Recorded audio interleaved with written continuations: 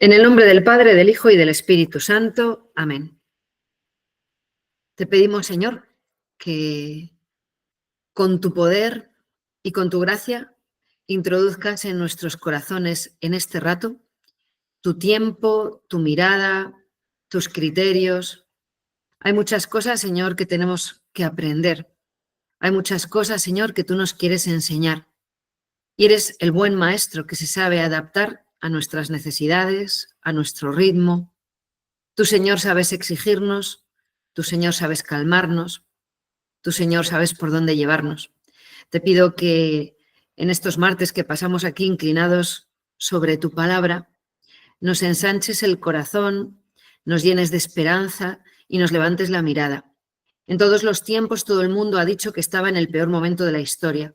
Pues que no caigamos, Señor, en la misma tentación, sino que mirándote a ti, el Rey, el verdadero Rey de la historia y de cada historia, vivamos con esperanza, trabajemos con ilusión, pongamos toda nuestra vida en conocerte, en amarte y en ofrecer a los que tenemos alrededor una mano, la tuya, Señor, para que puedas sacarles de sus angustias, de sus preocupaciones o de sus sinsentidos.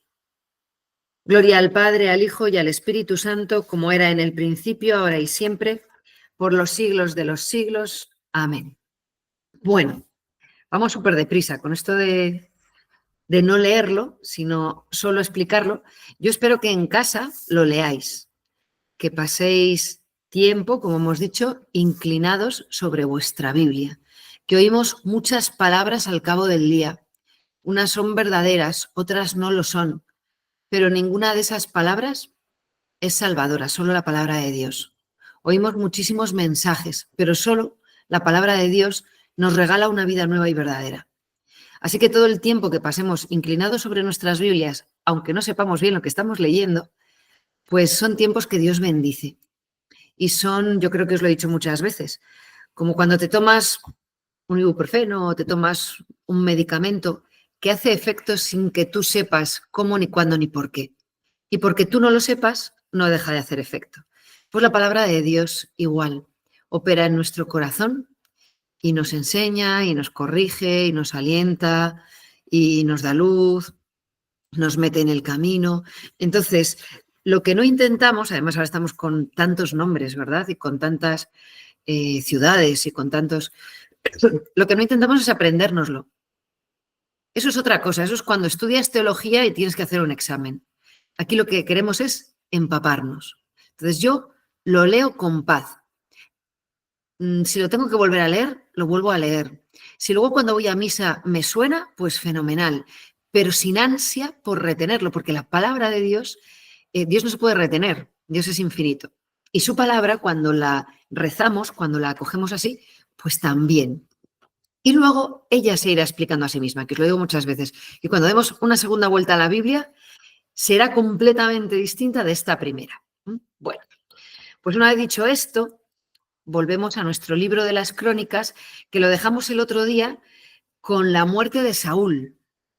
Habla muy poco de Saúl el cronista. Ya os decía que el libro de las Crónicas es como cuando hacíamos aquellos laberintos que había que ir con el lápiz por el caminito y a ver si llegabas al final y salías por el otro lado. Pues el libro de las Crónicas es eso mismo, pero solucionado. Lo que había atrás del todo de soluciones, pues eso.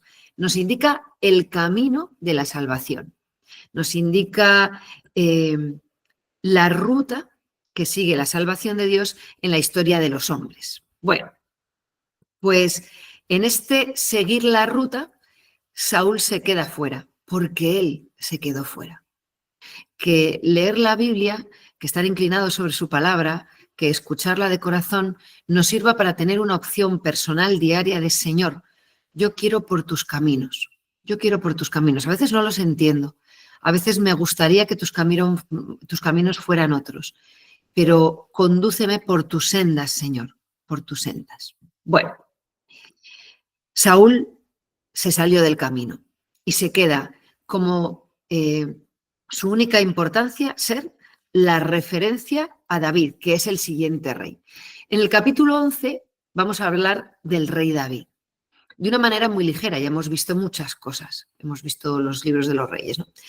En el capítulo 11 lo primero que sale es la unción de David. Dice, todos los israelitas, esto es importante, se congregaron en torno a David en Hebrón. Os he puesto ahí abajo donde está Hebrón. David estaba reinando en Hebrón, que era la capital de Judá, en el sur. Y le dicen, mira, nosotros somos hueso tuyo y carne tuya.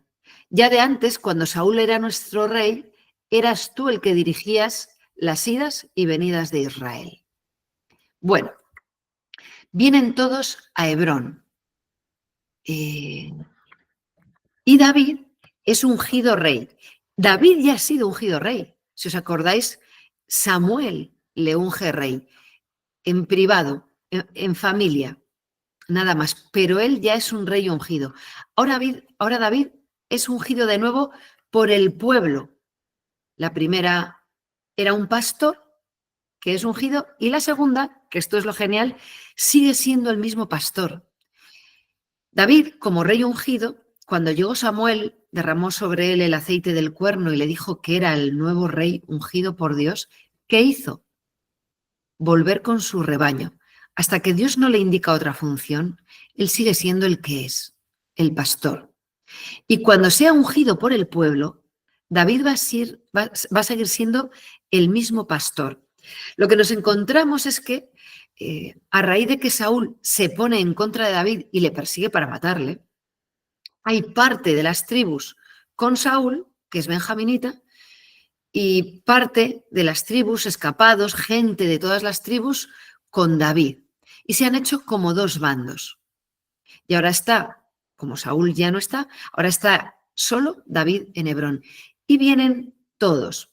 La gente busca, antes o después, personas de Dios, que sean verdaderamente de Dios, para hablar, para aconsejarse, para imitarles, para seguirles. Y así viene todo Israel, todas las tribus, a buscarle, a decirle, somos de tu familia. Tú eras el que vencía a los enemigos cuando reinaba Saúl. Eras tú el que nos dirigía. Dios te eligió a ti. Lo sabían todos. Lo sabían todos. Y ahora todos le buscan. Se dirá de Jesús en el Evangelio, todo el mundo te busca, en el primer capítulo de Marcos. Pues bien, si sabían que Dios había elegido a David, ¿por qué iban con Saúl? Y decimos, pues qué bobos, ¿no? Si es tan fácil. Seguro que tú que estás ahí al otro lado, sabes muchas veces lo que tienes que hacer y hacer otra cosa. O haces lo contrario. O no haces lo que tienes que hacer. Entonces, es la historia de la debilidad de nuestras decisiones y de nuestra voluntad por prejuicios, por cobardía, por búsqueda de prestigio, tomamos decisiones sabiendo que no es eso lo que debemos hacer delante de Dios. Bueno, pues allá van a buscarle. Es importante buscar personas de Dios que vivan para Dios, que sean de Dios, que lo que hablen sea de Dios. Personas así, ¿no? Bueno, pues así van a buscarle, para no ir a la deriva, que es como iban. ¿Y qué hacen todos juntos? Conquistar Jerusalén. David lo hace muy bien.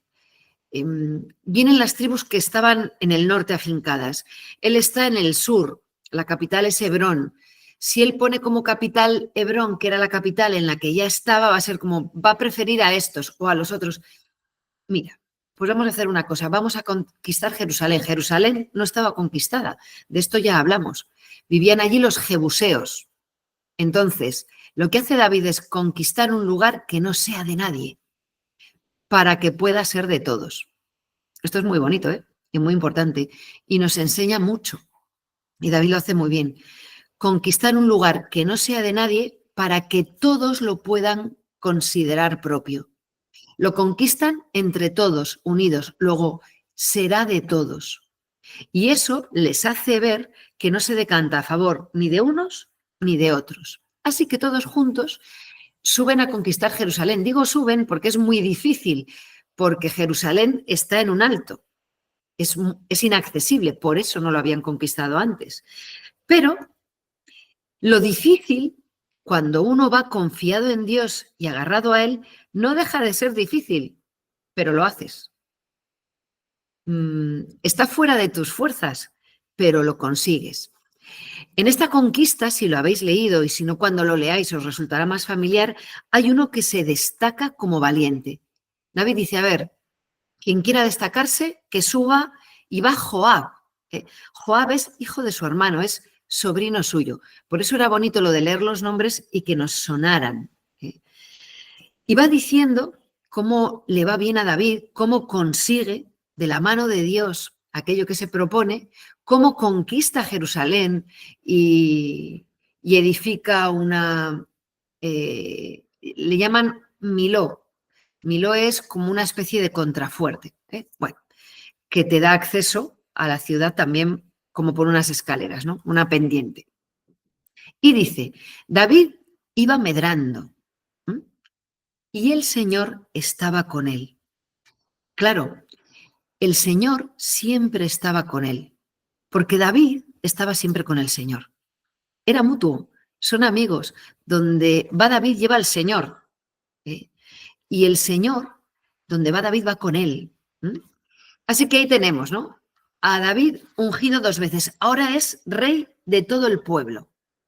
Y conquista Jerusalén construyendo lo que se llama la ciudad de David, que si habéis estado en Jerusalén es donde está el sepulcro, donde yo creo que allí se visitan unas tumbas judías, no sé si habréis estado, y está el cenáculo, ¿vale?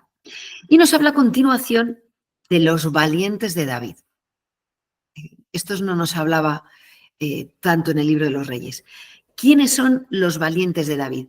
Pues esos son unos que eran ladrones y que se habían tenido que escapar, que vivían por ahí de los atracos y del pillaje.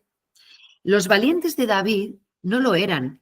Los honestos luchadores de David no eran nada honestos, eran fugados y rebeldes, vivían del pillaje. Pero ¿qué pasa? Que cuando David tiene que huir de Saúl, se unen a él atraídos por su valor y por su lealtad, porque David sigue siendo leal a Saúl en todo momento. Entonces, atraídos por su valor, se hacen valientes. Atraídos por su lealtad, se hacen leales. Esa es una de las grandezas de David. Y el que se junta con él se convierte en una persona de Dios. Es capaz de hacer noble al que no lo es. Que yo pensaba leyendo esto, mira a ver con quién te juntas, porque te harás como aquellos con los que te juntas. Dirá Oseas en el capítulo 9 sobre el pueblo de Israel cuando se va detrás de los ídolos. Se hicieron tan abominables como las cosas que amaron. Las cosas que amas, las personas a las que amas, te definen, te definen. Te ayudan a modificar tu camino, para bien o para mal. ¿Qué amas? Así serás. Yo amo las pantallas, yo el fútbol, yo la caza, yo el dinero, pues así serás. Yo a Dios, es el caso de David, pues es una de sus, como os decía, una de sus grandezas. Por su amor a Dios es capaz de convertir ladrones en guerreros, desleales en leales. Se hicieron tan nobles como aquel al que amaron, que era David, que estaba entregado a Dios. Y hay un capítulo súper interesante de este David y sus valientes, ¿no? Que es a partir del versículo 15. Creo que os he puesto un mapa. Están luchando contra los filisteos, como siempre, ¿no? Los enemigos eran los de la frontera que intentaban comerse tu territorio y tú o defenderlo o comerte el suyo porque los ganados crecían. Ese era el objetivo de las guerras entre los pueblos semínómadas que se iban asentando, menos el pueblo de Israel, porque el objetivo de David no es ampliar su reino, sino que todos los pueblos conozcan a Dios y le amen. David es un gran apóstol. Pues están en guerra y están apostados los filisteos en torno a Belén.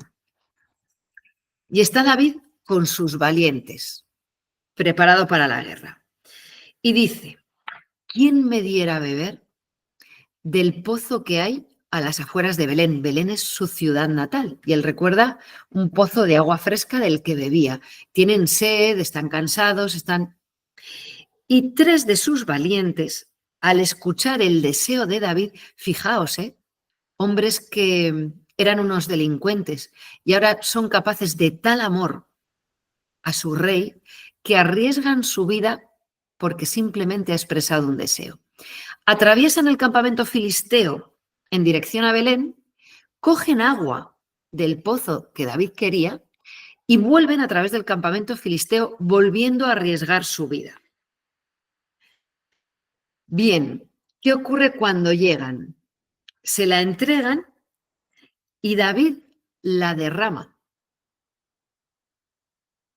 Sacaron el agua. David dice, no quiso beberla, sino que la derramó como libación a Yahvé, diciendo, líbreme Dios de hacer tal cosa. Fijaos, tenemos que leer la palabra de Dios y cuando veamos que algo nos escandaliza o no entendemos, hemos de saber con humildad que algo se nos escapa.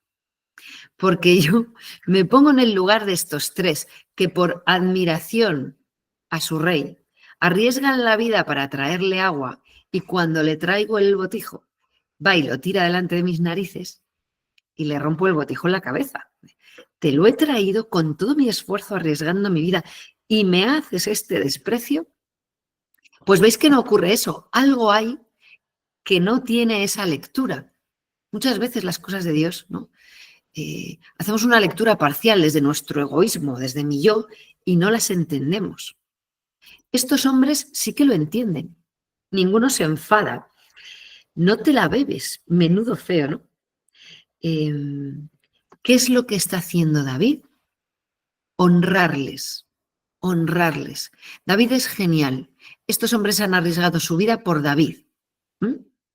Cuando vienen con el agua, David, esa ofrenda, como rey sacerdote, porque la relación que tiene David con Dios es de una gran intimidad, no es levita, no es de la familia de Aarón, pero tiene un comportamiento sacerdotal de intimidad con Dios y de entrega por su pueblo.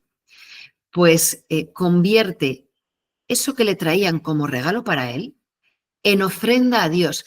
El pueblo no podía hacer ofrendas personalmente a Dios. Para eso estaban los levitas. Ellos no tenían acceso a lo sagrado.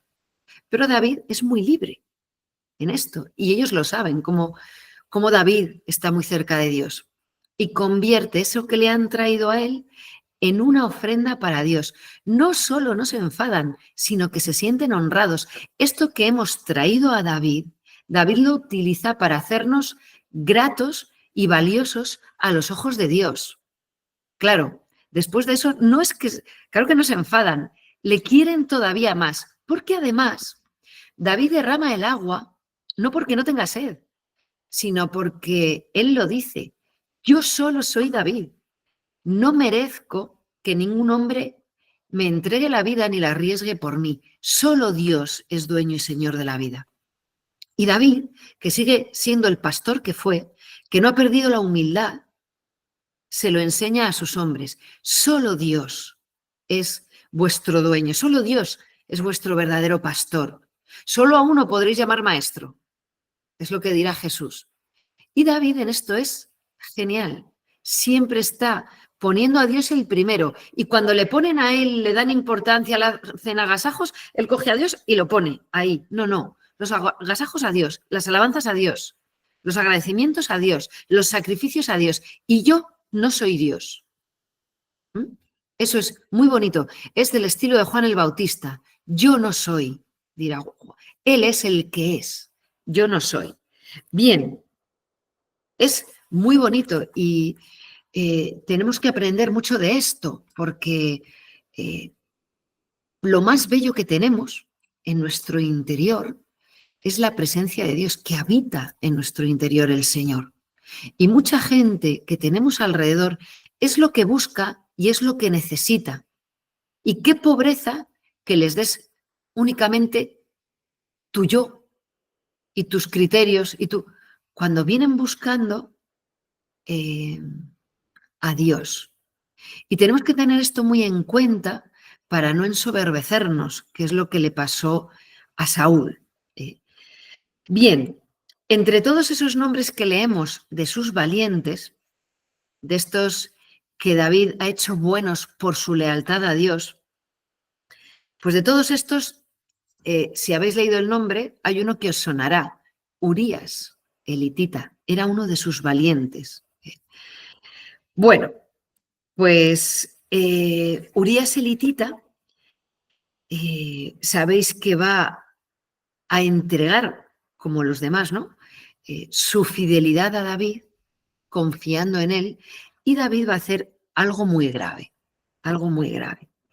Mirad, os pongo este crucificado, y este tengo sed, porque a veces cuando vemos cosas así, pero ¿cómo puede el Señor permitir que David mate a Urías, que era uno de sus valientes, que encima engañe, que se haya acostado con su mujer?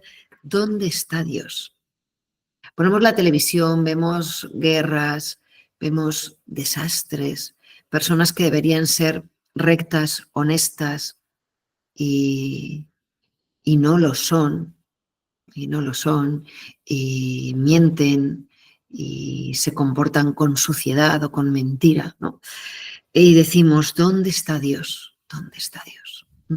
Yo cuando veo estas cosas, lo que me pregunto no es ¿dónde está Dios? Ya sé dónde está Dios. Lo que me pregunto es ¿dónde están los valientes del rey David? ¿Dónde están las personas que, entregadas a Dios como David, sean capaces de sacar a la gente del fango y ennoblecerles solo por su entrega a Dios? ¿Dónde están los valientes capaces de arriesgar la vida por su rey, el rey que nació en Belén, el rey que murió en la cruz? ¿Dónde están? Claro, Jesús en la cruz dice, tengo sed, tengo sed. Tengo sed de tu amor, de tu compañía, de tu confianza, de que te encante estar conmigo y dedicarme tu tiempo, de que te encante recibir mis regalos y escuchar mis palabras.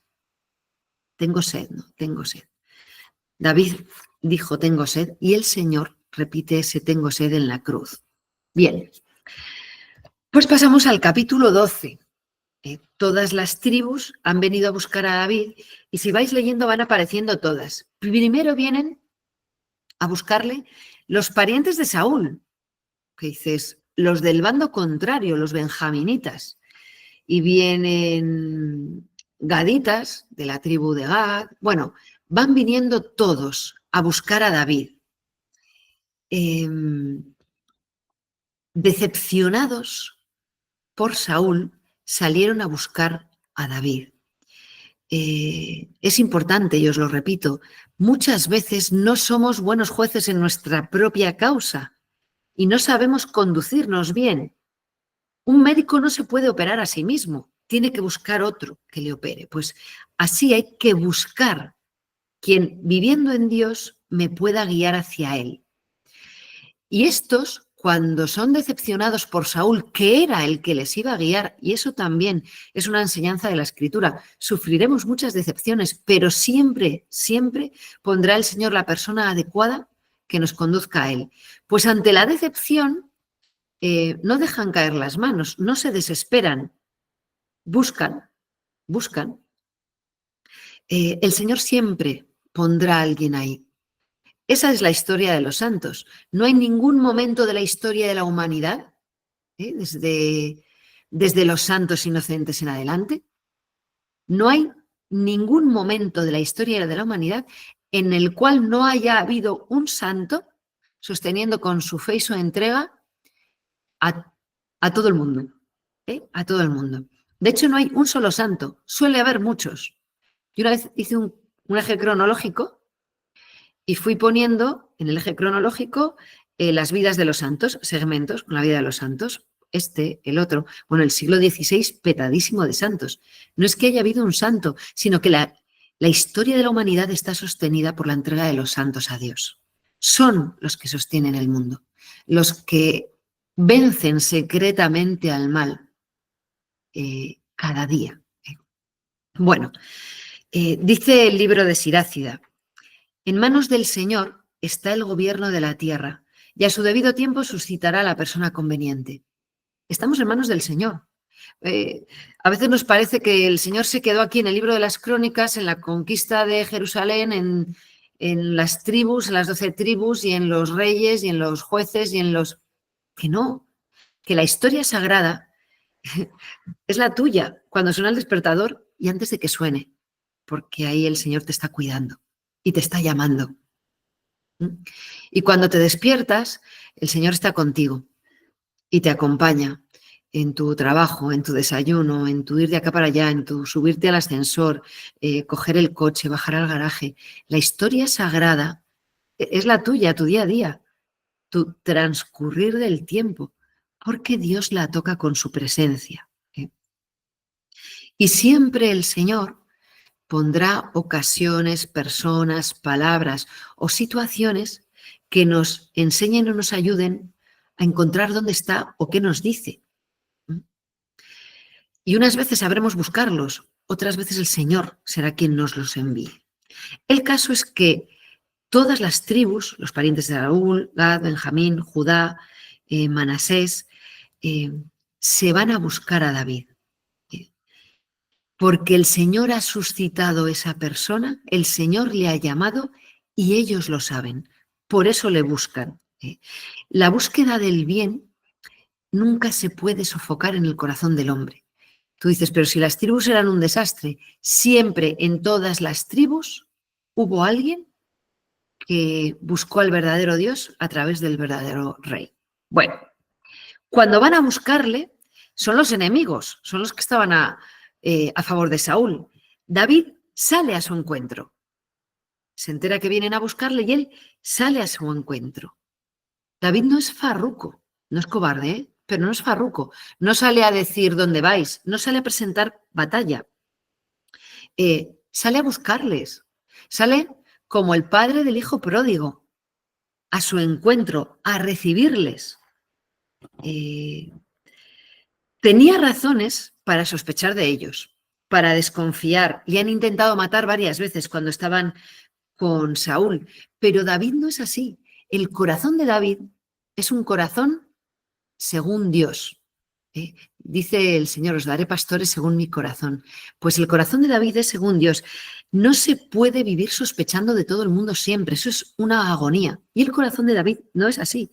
David vive confiando en Dios, sabe que sale a su encuentro y si vienen de malas le pueden matar, pero sale porque confía en Dios y por tanto en los hombres. Y si Dios quiere que me maten, pues que me maten. Es David el que se enfrentó a Goliat. Y como no se siente más que nadie, ni quiere mal para nadie de los que vienen porque son sus hermanos, pues no desconfía de ellos, sino que les va a buscar.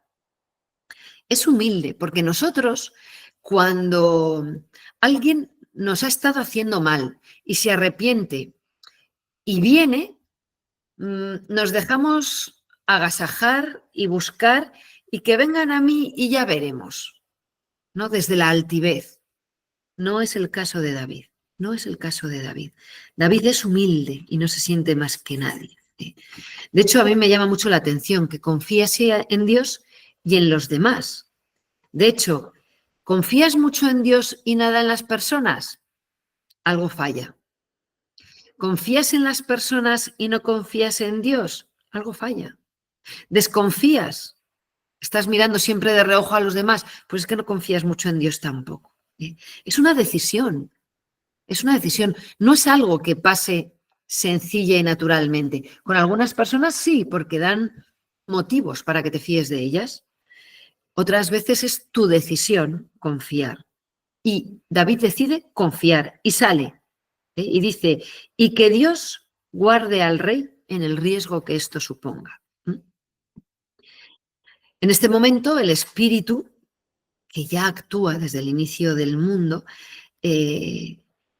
inspira a uno que se llama Amasai. Tienen esos nombres, ¿verdad? Y él alaba a David. Él alaba a David. Fijaos que también es muy bonito que buscan a David aun conociendo sus debilidades, pero conocen su humildad. Saben que cuando comete un error, y se da cuenta, rectifica. Saben que valora a las personas que tiene alrededor y les pide consejo. El problema, cuando Dios nos elige o cuando nos encomienda una misión, no es la debilidad, no es la debilidad. El problema es la soberbia. El problema es la soberbia. Bueno, pues no es el caso de David, como os decía.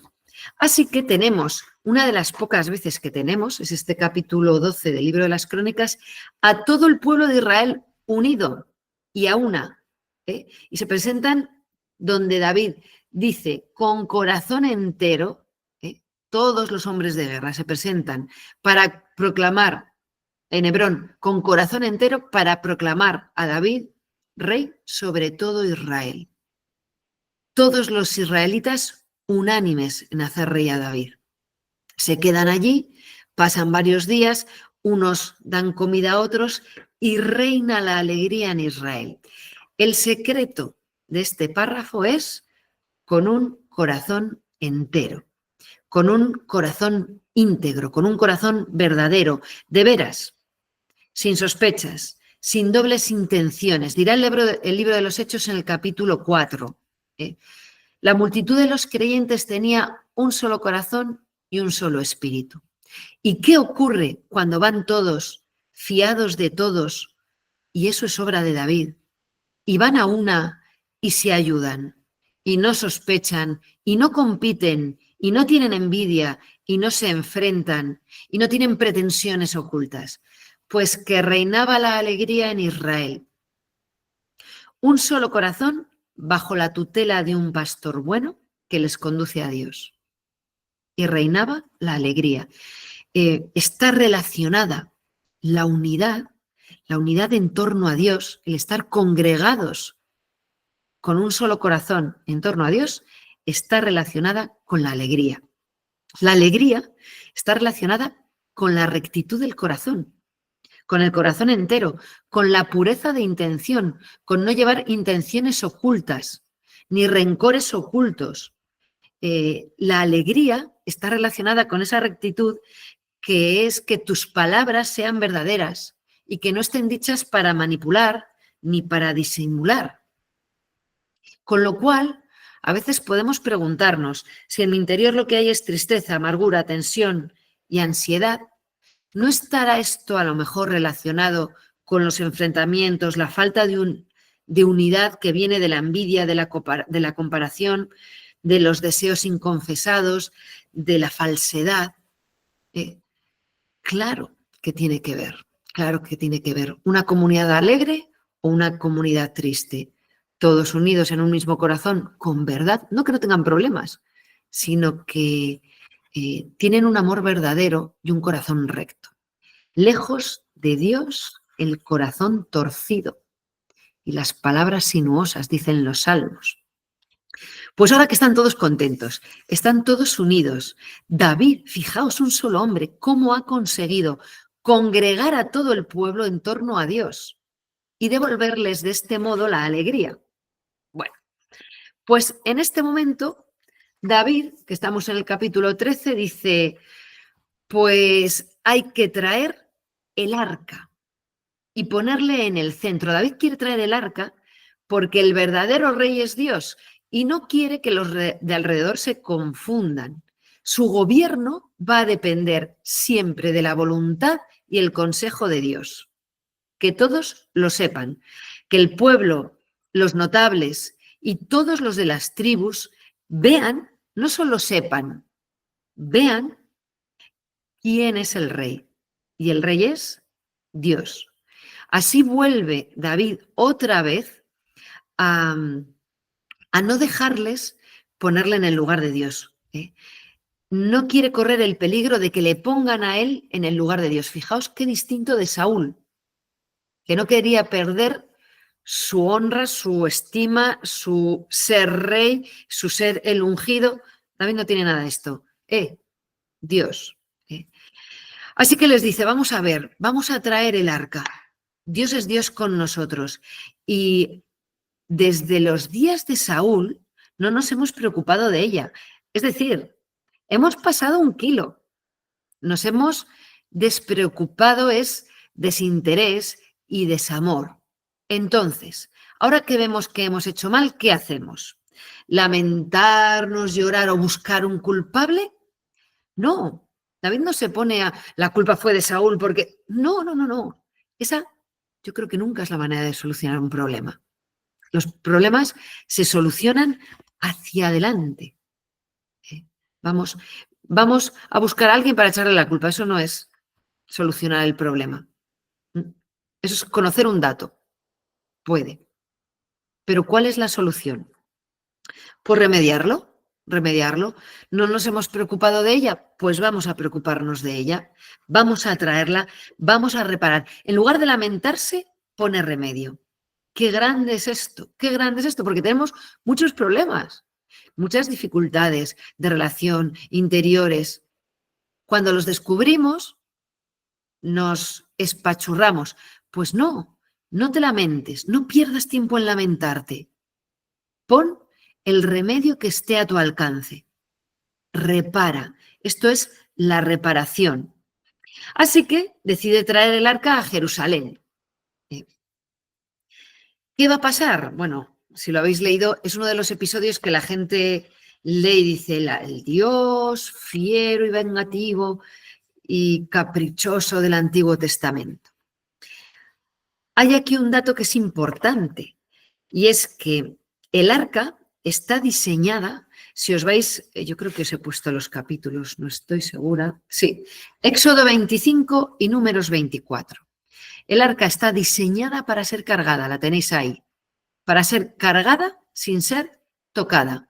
Pasaban los varales de madera por las arandelas y la llevaban los levitas de la familia de Coat, los coatitas, la llevaban a hombros. Lo cuenta el libro de los Números en el capítulo 4.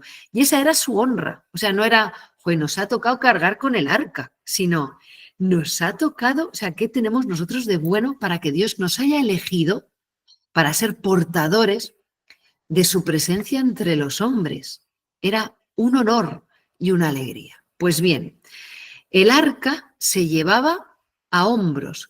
Las demás tribus, para llevar sus cosas y demás, tenían carretas tiradas por bueyes, pero el arca se llevaba a hombros. Cuando algo es valioso, no lo dejas dando vueltas por el maletero del coche, ¿verdad?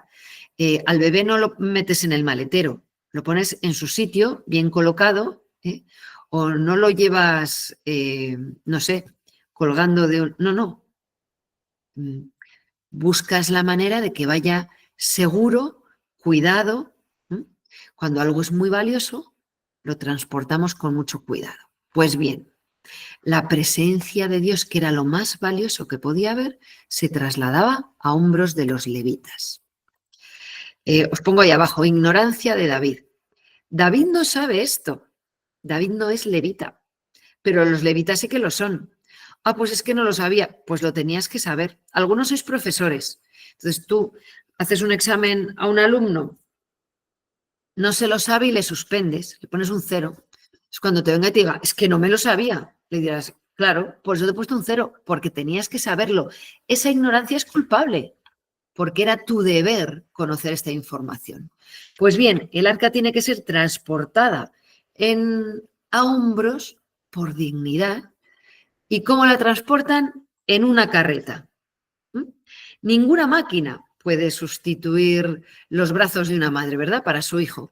Pues ninguna carreta puede sustituir el corazón de sus fieles para Dios. Los levitas, ¿por qué han tomado esta opción? Hay dos opciones. Una, que no lo supieran, mal, porque era lo que tenían que saber. Dos, bueno, pues es más cómodo llevarla en una carreta. Con todo esto, con todo lo que supone de falta de cariño, de interés, de piedad, de la meto aquí y así no ando llevándola a hombros. Es como cuando decimos, pues mira, voy a misa a primera hora y ya me la quito. Bueno, esa es la actitud, ¿eh? Esa es la actitud de me lo quito, ¿no? Como un estorbo.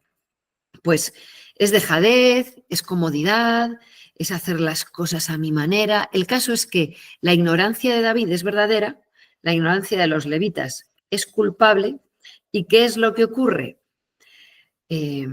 Pues que los bueyes se mueven o se alteran o no sé qué, el arca se desplaza y uno de los dos que la iba cuidando, Uzá, pone la mano para que no se caiga y queda fulminado allí, muerto, por tocar lo sagrado, cuando no está autorizado a tocar lo sagrado. Lo sagrado no lo podía tocar nadie. Que tú dices, pero qué barbaridad. Y yo pregunto, ¿era tan difícil hacer las cosas como Dios dijo que se hicieran? ¿Alguien tiene mejor criterio que Dios? ¿Por qué pienso que el mío es mejor? ¿Por qué le enmiendo la plana a Dios tantas veces? ¿En qué acaba enmendarle la plana a Dios? En la muerte. Esa es la enseñanza de este capítulo. No, no, lo voy a hacer a mi manera. Así te va. Hay alguien más sabio que Dios, hay alguien más bueno que Dios. Así que Uzá cae allí fulminado. Y David se asusta y se enfada porque no sabe lo que pasa. Así que él quería traer el arca, pero le da miedo y dice, pues espérate, vamos a ver qué pasa. David lo hace muy bien. Se enfada y se asusta, ¿verdad? Pero toma una decisión. Vale, vamos a ver qué pasa. Y mientras tanto, mandamos el arca de la presencia a casa de Obededón, de un levita de la familia de Coat. Sale en el capítulo 4 de los Números. Pues el arca se va a ir a casa de Obededón y va a estar allí 3 meses.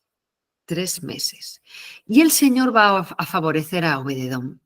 Con lo cual, no era el problema la cercanía de la presencia de Dios, porque la presencia de Dios no es nociva, no es mala, no mata. Es la infidelidad, la falta de amor, la soberbia y el descuido lo que mata al hombre. De Dios no sale mal, porque en Dios no hay mal, solo sale bien.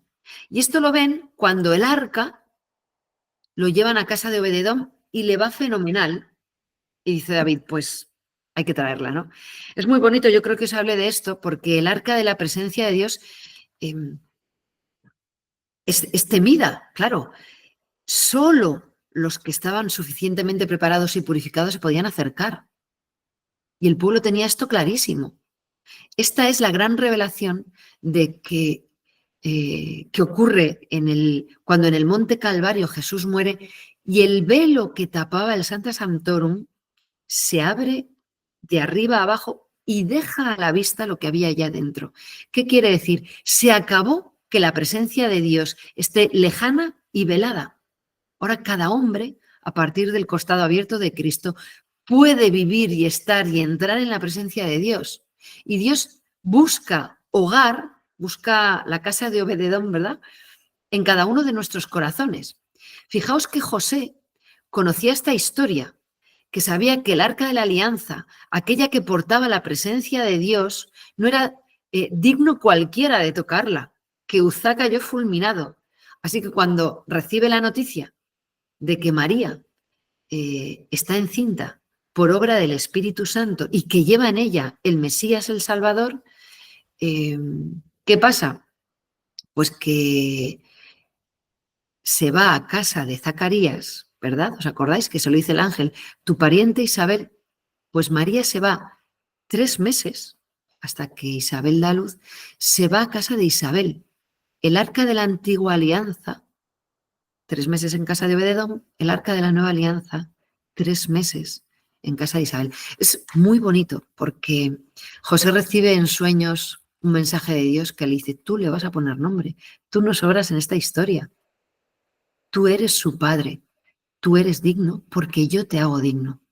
Y entonces María, igual que el arca va a salir de casa de Obededón y la va a llevar David a Jerusalén, María vuelve con José, que dices, uy, pues, ¿verdad? ¿Cuánta lógica tiene que se vaya a ayudar a su prima porque es mayor y está encinta y justo cuando tiene el niño, que será cuando más ayuda y más compañía necesite, se vuelve? Esta similitud nos enseña mucho de lo que José vivió en aquellas dudas, de lo que tuvo que ser para los judíos comprender aquella historia que pasó con el arca y esta historia que estamos viviendo con Cristo, con María, María, que también conocía la Escritura, hacía de las circunstancias una lectura más profunda, más profunda, ¿no? El arca de la nueva alianza es ella. Y nuestra casa, la casa de cada uno de nosotros tiene que ser, a mí me ha gustado mucho esta diapositiva, ¿no? I want to be Obededón. En cada casa un altar, en cada casa un altar, donde el Señor pueda entrar y bendecir con su presencia, donde pueda entrar y donde pueda salir. Bueno, pues después de este traslado del arca, que ha salido mal y se va a casa de Obededón, nos habla en el capítulo 14 de David y de su familia, de todos los hijos que tuvo. Nos habla de dos cosas. Una, de que los vecinos, los reyes circunvecinos que están alrededor, le ofrecen maderas de cedro y albañiles y carpinteros y... David se está convirtiendo para los pueblos de alrededor en alguien importante. Los reyes vecinos le honran con regalos. Yahvé, el Señor, está confirmando su realeza. David ve que Dios le favorece, pero David no se ensoberbece, porque dice, pues había ensalzado su realeza en atención a su pueblo Israel. La realeza de David es un servicio al pueblo y él lo sabe. La grandeza de David y su éxito es en atención al pueblo. Es porque Dios ama al pueblo y por eso favorece a David, para que les cuide, para que les guíe. Toda vocación y todo cargo en la Iglesia son servicios a la comunidad. Todo don que recibes lo recibes para los demás. Y si el servicio es rezar, rezas por el pueblo de Dios y para Él. Y si tu servicio es mandar o gobernar, tu obligación es gobernar sirviendo. Tu servicio es gobernar. Y un gobernador y alguien que tiene una responsabilidad y renuncia a ella, no está sirviendo. Yo es que no quiero ser más que nadie, así que no digo lo que hay que hacer. Pues si te toca ser jefe de campamento, lo que tienes que hacer es decir lo que tengo que hacer. Esa es cumplir humildemente tu misión. Mandar. Mandar es un servicio que se hace por amor y con humildad. Un maestro que no ejerce su autoridad no es un maestro y hace malos a los alumnos. Un maestro que no pone orden en la materia, en los alumnos, no está siendo un buen maestro. Entonces, a veces para servir hay que gobernar. Bueno, nos va a explicar además de esto la descendencia que va a tener David. La descendencia era una bendición y se pasan muchas líneas contando los hijos que tenía cada uno, porque era una bendición, aunque, sin embargo, para David fue su mayor motivo de sufrimiento, su mayor motivo de sufrimiento. El caso es que ya está el reino estabilizado. Estamos en uno de los tiempos pues, más gloriosos y más tranquilos de la historia del pueblo de Israel. Y de repente, guerras contra los filisteos, la actual Palestina, lo tenéis aquí. Las guerras, bueno, resulta doloroso hablar de esto en un momento como el que estamos pasando, pero os recuerdo que en aquel tiempo lo que os he dicho, las guerras eran, vamos ajustando el territorio para ti o para mí. De hecho, las guerras era un trabajo estacional que se llevaba a cabo cuando no hacía ni mucho calor ni mucho frío. No había guerra en invierno. Tú podías estar tranquilo en el reino de Judá sabiendo que los filisteos no te iban a atacar en invierno, porque esa era una labor que se hacía en primavera, para que no sufriera ni los soldados que peleaban, ni sus familias al quedarse sin el jefe de familia en casa, que solía ser el que hacía los trabajos en el campo o molía. Entonces, son como, a ver, no existe este término, guerras caritativas o respetuosas. Nada que ver con lo que vemos ahora, nada que ver. El caso es que tocaba. ¿Y David qué es lo que hace cuando los filisteos le presentan batalla? David consulta a Dios. Y una vez que le consulta, espera respuesta. Cuando tienes que hacer algo, cuando tienes que tomar una decisión, ¿qué es lo primero que haces? Calibrar pros y contras, mirar. Consulta a Dios. Pero si es de una cosa que a Dios, que es de una cosa de, yo qué sé, de la universidad, que es una cosa de la comunidad de vecinos, que es una cosa de, pues claro, de tu historia sagrada, de tu historia con Dios. ¿O es que piensas que Dios está fuera de tu trabajo, fuera de tu familia, fuera de tu hospital o de tu enfermedad? Y hay que consultar a Dios las veces que sean necesarias. Y una vez que le consulta, disponerse a escucharle. David escucha. ¿Sí? ¿Cómo escucho? En el silencio de la oración y con una mirada de fe a todas las circunstancias que tengo alrededor. Dice San Agustín, creo que os lo he puesto por ahí, óptimo ministro vuestro es el que no pone mayormente la mira en oír de vos lo que él quiere, sino más bien en querer lo que de vos oyere, perdón. Consultamos a Dios y escuchamos. Y si no habla, esperamos. Y abrimos los ojos y miramos alrededor, Señor, dame luz y dime qué es lo que quieres. Lo que no podemos es consultarle y salir corriendo y que tenga que hacer como en Betania, Marta, Marta, andas inquieta y ocupada, y Marta ya estaba en la cocina para cuando el Señor termina de hablar, ¿verdad? Pues preguntarle y disponerse a escuchar. David, si lo habéis leído, en esta pelea contra los filisteos, consulta. Dios le dice, sal o no salgas. Siguiente vez, esta vez le ha dicho, no salgas. Siguiente vez que vienen los filisteos, ¿qué hago, Señor? Y le dice, sal, anda. Pues si la otra vez me dijo, esto es muy importante, Dios no tiene soluciones estándar, que esta vez te dijo algo y ya eso queda ahí, es lo que tienes que hacer siempre. ¿Qué hago, Señor? ¿Callar o hablar? Pues unas veces será callar y otras será hablar. No toda batalla es la misma. Y eso es el motivo por el cual cosas que te ayudaron antaño, ahora no te ayudan y no pasa nada. Nada va mal. Yo qué sé, pues ahora no eres aquel, no tienes esa disposición, no te encuentras en esa situación y aquello que te ayudó tanto ya no te dice nada. Las convivencias juveniles de cuando estaban en el cole de los jesuitas y tocábamos la guitarra, ahora cojo la guitarra, canto la misma canción y no me salen lágrimas de emoción. O, o este libro que me leí que me ayudó mucho yo y me lo leo para que me ayude otra vez muchísimo y ahora no me ayuda nada. A veces vamos a las soluciones del pasado, como Dios solucionó en el pasado, para el presente. Y eso no siempre vale. La relación con Dios es viva, no es automática. La solución para la de ahora te la dará ahora. Es una relación viva. ¿Sí?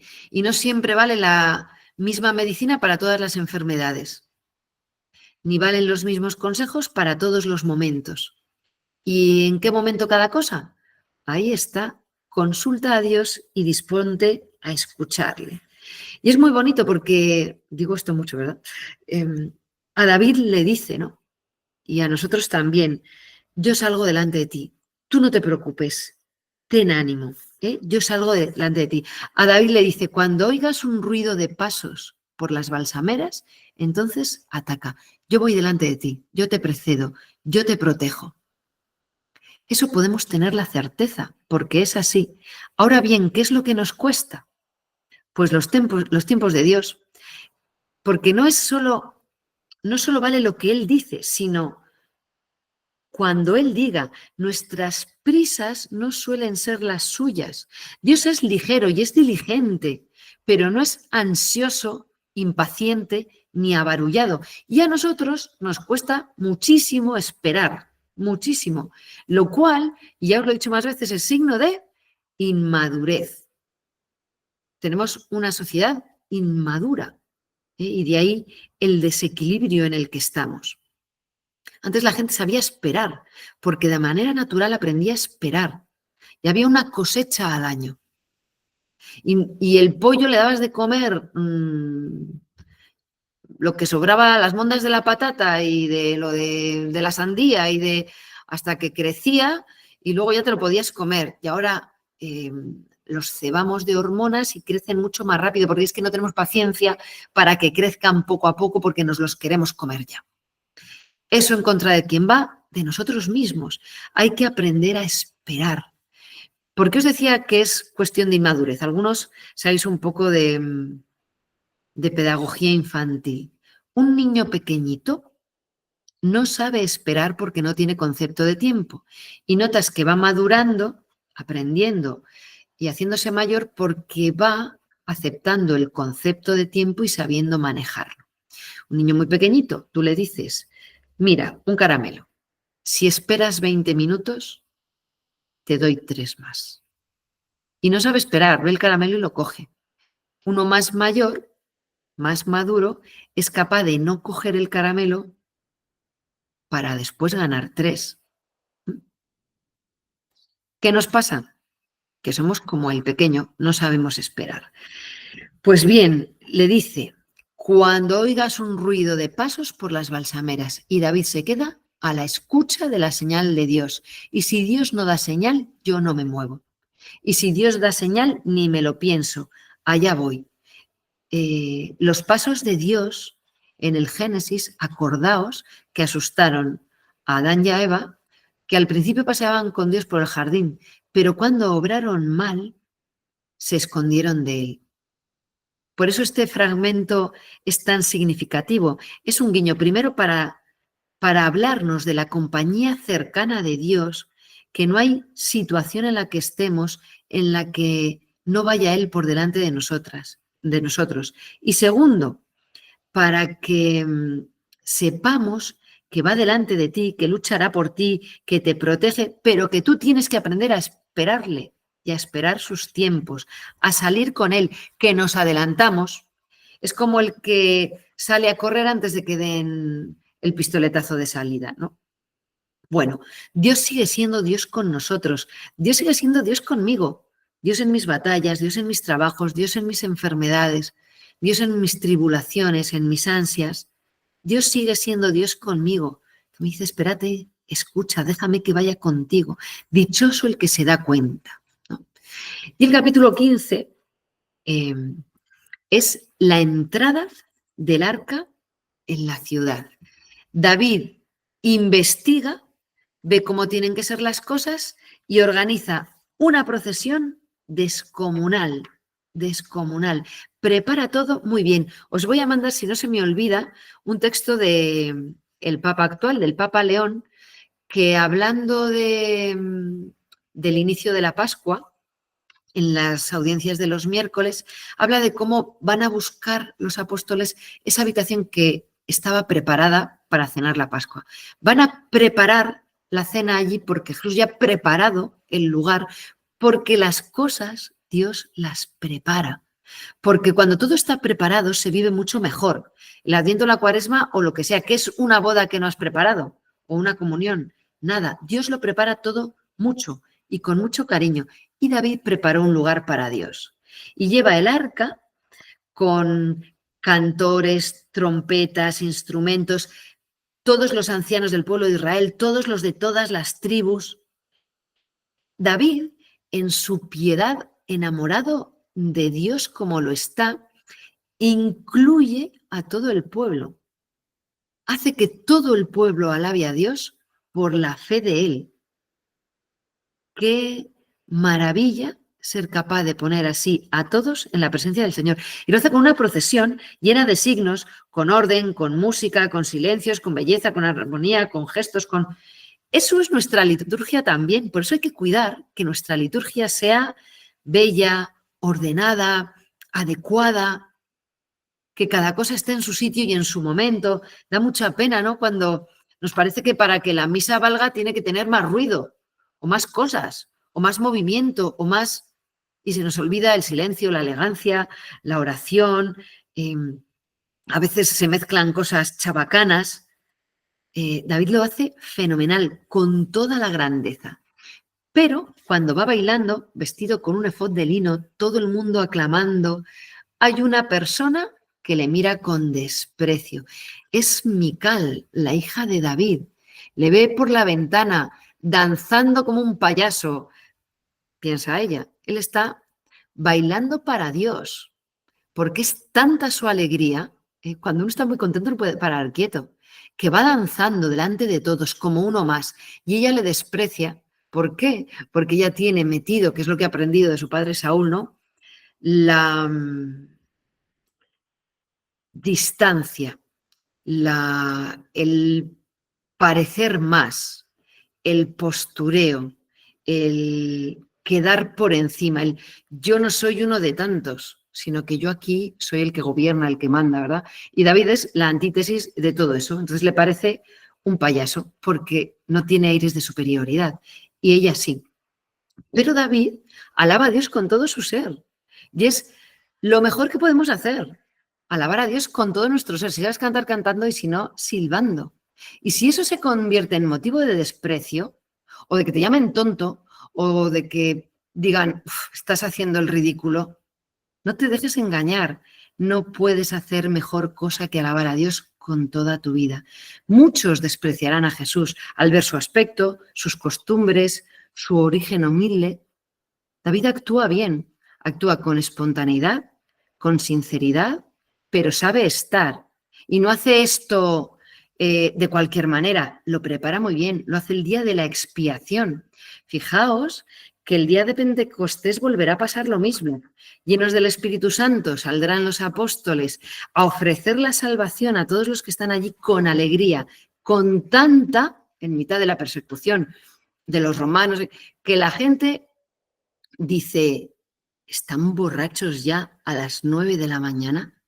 El mundo triste, separado de Dios, amargado y encasillado en su cuadrícula de lo que tiene que ser a la hora y cuando tal y cual, se pierde la alegría, la espontaneidad, la fuerza y la acción de Dios y de su Espíritu Santo. Ojo, que necesitamos orden, que necesitamos organización, pero que no nos quedemos atrapados dentro de nuestras cuadrículas, amargados como Mical. Y por último, no sé si es en este o es cuando lo cuenta antes, Mical sufre un castigo por esto, por ese desprecio que siente en su corazón, porque Dios ve el corazón. Y el castigo de Mical es lo más gordo que le podía pasar a una mujer. Dice la palabra de Dios, no pudo tener hijos hasta el día de su muerte. Entonces, después sí. ¿Por qué os digo esto?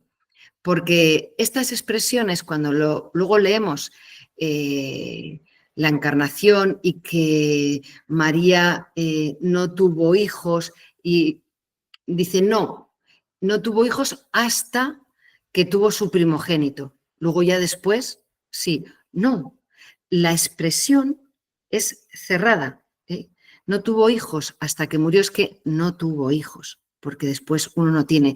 Indica como un hecho cerrado, no es nuestro concepto de hasta. Y esto en el caso de Mical lo vemos claramente, porque no tuvo hijos hasta que murió, no significa que los tuviera después.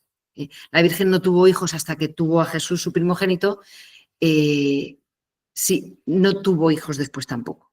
Ese hasta no quiere decir hasta que tuvo a Jesús y luego ya sí, ¿no? Entonces, bueno, estas cosillas son importantes para comprender que el lenguaje que estamos leyendo es muy pobre y que tenemos que leerlo en el lenguaje en el que está escrito, no en la traducción que nosotros hacemos, ¿no? Y que es la Iglesia la que nos enseña a leer la palabra de Dios, que es la Iglesia guiada por el Espíritu Santo, la que nos dice, la que nos traduce. A veces tenemos problemas, ¿no?, con la traducción de la Biblia. Uy, está bien traducida, está mal traducida. Dios también conoce las traducciones de la Biblia. De hecho, sabéis que cuando leéis o me preguntáis, os digo, Biblia, pues yo os recomiendo dos. O bien la Biblia de Jerusalén, que es como más textual, o bien la de la Conferencia Episcopal, porque es la que tenemos, la que la Iglesia nos ha propuesto y ya está. Además, es la que después vas a oír cuando vayas a misa o reces la liturgia de las horas. Ambas tienen esas ventajas.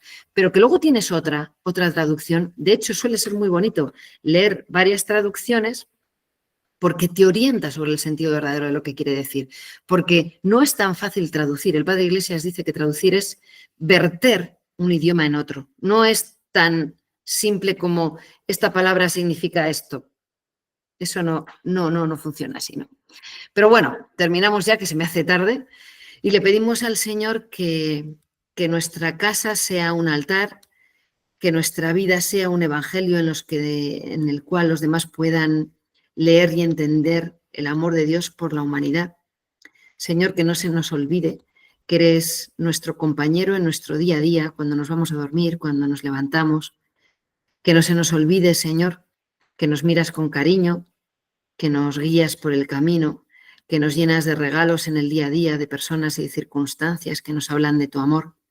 Y que nosotros seamos, Señor, como el rey David, que te queramos, que lo demostremos, que no nos importe que se entere todo el mundo y que seamos capaces de en nuestra piedad y nuestro amor a ti, incluir a todos los hermanos que tenemos alrededor. Gloria al Padre, al Hijo y al Espíritu Santo, como era en el principio, ahora y siempre, por los siglos de los siglos. Amén.